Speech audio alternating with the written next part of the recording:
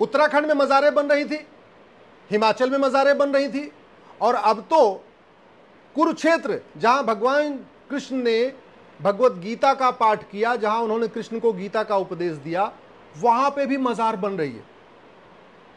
एक तरफ पूरे देश में मज़ारें बनाई जा रही हैं, वहीं दूसरी तरफ मज़ार बनाना और मज़ार पे जाना हराम है, दरगाह बनाना, दरगाह पे जाना हराम है, पक्का कब्रिस्तान बनाना, पक्के कब्रिस्तान पे जाना हराम है। इसीलिए पूरे अरब में एक भी पक्की मज़ार नहीं है, पूरे अरब में एक भी पक्की दरगाह नहीं है, पूरे अरब में एक भी पक्का कब्रिस्तान नहीं है। और क्यों नहीं है? क्योंकि अजान में कहा जाता है ला इलाहा इल्लल्लाह, अल्लाह के अलावा और कोई इबादत के लायक नहीं है। इसका मतलब ये हुआ अल्लाह के अलावा किसी की इबादत करना ही नहीं है। इसलिए पूरे अरब में, कुवैत में, बहरीन में, दुबई में, जितने भी खाड़ी देश, ओमान में, कहीं पे भी मज़ार दरगाह नहीं है, क्योंकि उनका ये मानना है मज़ार दरगाह बनाना और मज़ार दरगाह पे जाना हराम है। इसलिए जो असली मुस्लिम है वो मज़ार दरगाह बनाते नहीं, जाते नहीं। अब सवाल ये है कि जब ला इलाहा इल्लल्लाह, अल्लाह के अलावा और किसी की इबादत हराम है, तो भारत में ये मज़ार बना बना के किसकी इबादत हो रही है? मज़ार तो इंसान की बनती है, और बुत परस्ती हराम है, तो फिर मज़ार पे किसकी इबादत हो रही है? फिर तो मज़ार पे जाने वाले को जहन्नुम में, मज़ार पे जाने वाला जहन्नुम में जाएगा, उसको जन्नत तो मिल ही नहीं सकती। बड़े प्लान्ड वे में भारत की ज़मीन पे कब्जा करने के लिए चारों तरफ मज़ार दरगाह बनाई जा रही है, पक्के कब्रिस्तान बनाए जा रहे हैं। वक्फ बोर्ड पहले ही लाखों एकड़ ज़मीन लेके बैठा हुआ है, अभी नई प्लानिंग के साथ जगह जगह मज़ारें बनाई जा रही हैं, दरगाहें बनाई जा रही हैं, पक्का कब्रिस्तान बनाया जा रहा है, जो कि पूरी तरीके से अन इस्लामिक है, अन कुरानिक है और हराम है। इसलिए मैं सरकार से निवेदन करता हूं, तत्काल अवैध निर्माण के खिलाफ कठोर कानून बनाएं। सभी, मैं बुद्धिजीवियों से कहता हूं, इस पर सार्वजनिक चर्चा करें कि अगर अजान में जब ये कहा जा रहा है कि अल्लाह के अलावा किसी की इबादत नहीं हो सकती है, तो ये मज़ार में किसकी इबादत हो रही, किसको वहाँ अगरबत्ती दिखाई जा रही, किसको फूल चढ़ाया जा रहा है, किसको प्रसाद चढ़ाया जा रहा है? किसी, भाई हिंदुओं में तो पहले से भी होता रहा है, महापुरुषों की समाधि स्थल होती है, समाधि स्थल पर लोग हिंदू जाते हैं, वहाँ तो कहीं पाप बताया नहीं गया, लेकिन इस्लाम में तो बताया गया कि भाई अल्लाह के अलावा किसी की इबादत करनी नहीं है। इवन इस्लाम में तो माता पिता का भी पैर नहीं छूते, क्योंकि केवल अल्लाह के सामने ही झुकना है, माता पिता के भी सामने नहीं झुकना है।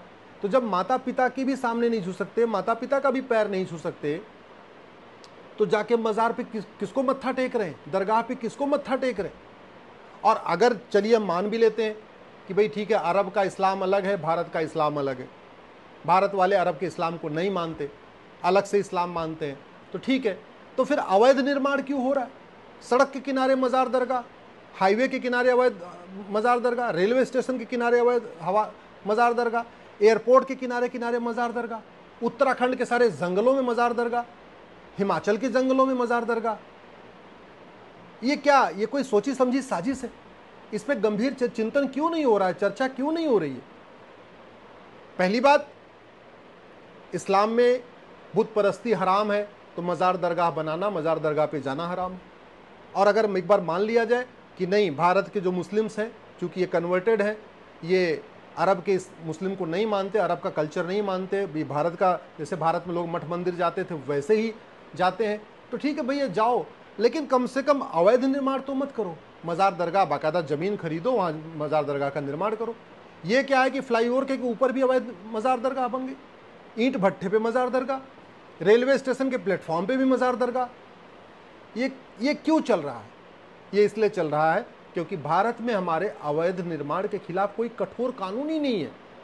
बहुत करते हैं तो क्या करते हैं, बुलडोजर लेके पहुंचेंगे, मज़ार को तोड़ देंगे, दरगाह को तोड़ देंगे। ये दिखावे के लिए होता है। जब तक एक मज़ार तोड़ी जाती है ना भारत में, तब तक पूरे भारत में 100 मज़ार बन चुकी होती है। जब तक एक दरगाह तोड़ी जाती है, तब तक भारत में 100 दरगाह बन चुकी होती है। इससे कोई फ़ायदा नहीं हो रहा है, इससे केवल नाम हो सकता है, थोड़ा जय जयकार हो सकती है, भाई हमने बुलडोजर लगा के मज़ार तोड़ दिया, दरगाह तोड़ दिया। सच्चाई ये है, जब तक एक तोड़ी जाती तब तक 100 बन चुकी होती हैं। अस्थायी समाधान, कठोर कानून, अवैध निर्माण विरोधी कठोर कानून।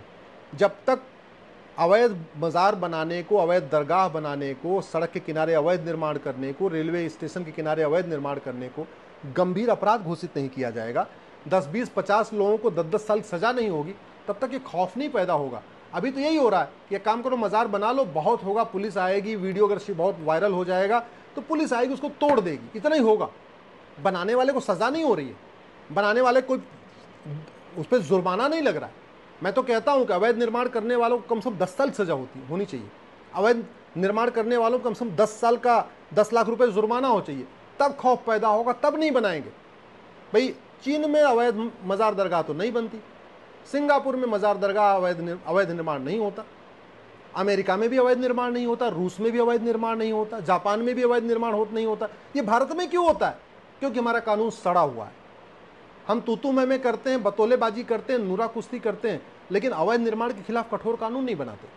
हम जिहाद के खिलाफ कठोर कानून नहीं बनाते, मजहबी उन्माद के खिलाफ कठोर कानून नहीं बनाते, धर्मांतरण के खिलाफ कठोर कानून नहीं बनाते, घुसपैठ के खिलाफ कठोर कानून नहीं बनाते, हम ड्रग स्मगलिंग के खिलाफ कठोर कानून नहीं बनाते, ह्यूमन ट्रैफिकिंग के खिलाफ कठोर कानून नहीं बनाते, लैंड जिहाद पे हम कठोर कानून नहीं बनाते, लफ्ज जिहाद पे हम कठोर कानून नहीं बनाते, बस बतौलेबाजी करते हैं। तू मैं आरोप प्रत्यारोप, नूरा कुश्ती, टीवी डिबेट में एक दूसरे से जीत रहे हैं, एक दूसरे को पछाड़ रहे हैं, ये सब कर रहे हैं, लेकिन जमीनी स्तर पे कोई बदलाव नहीं आ रहा है। क्यों? क्योंकि डॉक्टर बदलने से बीमारी ठीक नहीं होती है, दवा बदलना पड़ता है। याद रखिएगा, डॉक्टर लाख अच्छा हो, दवाई घटिया हो तो बीमारी ठीक नहीं होती। ऐसे शासक बहुत अच्छा हो, अगर कानून घटिया होता है, कानून कमज़ोर होता है, तो अराजकता ख़त्म नहीं होती है। कोई भी पत्थरबाजी नहीं रुकती है, न अलगाववाद रुकता है, न नक्सलवाद रुकता है, न माओवाद रुकता है, न कट्टरवाद रुकता है, न जिहाद खत्म होता है, न मजहबी उन्माद खत्म होता है, न धर्मांतरण रुकता है, न घुसपैठ रुकती, कुछ भी नहीं रुकता। और भारत में जो कुछ ये हो रहा है, ये पूरी दुनिया में नहीं हो रहा है। भारत में जो कुछ हो रहा है ये लाइलाज समस्या नहीं है, इसका इलाज है, लेकिन हमारा कानून घटिया है, इसलिए सब कुछ जारी है।